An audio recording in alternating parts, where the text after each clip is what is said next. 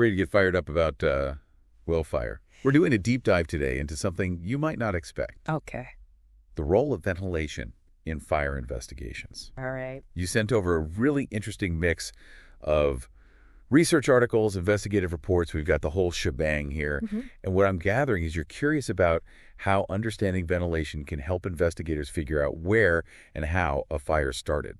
Yeah, it's it's amazing how often the most obvious clues can lead you down the wrong path, especially with fire. Right. I think a lot of us, myself included, we see a fire scene and assume the spot with the most damage. That's got to be where it all began. But these sources you've shared suggest that's not always the case, especially with larger fires. Yeah, and you're hitting on a key point there. That intuitive link between damage and origin, it's not always that simple, especially when you factor in how a fire interacts with its environment. And that's where ventilation comes in. Exactly. See, fire investigations for a long time relied on what we might call rules of thumb.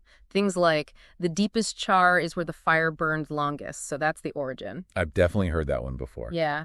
It makes sense on the surface, right? Right. But what's fascinating is how fire investigation has evolved into a much more rigorous science. We're going beyond those initial assumptions and looking at the underlying physics of how fires behave. And that's where those old rules of thumb, they can fall apart. Precisely.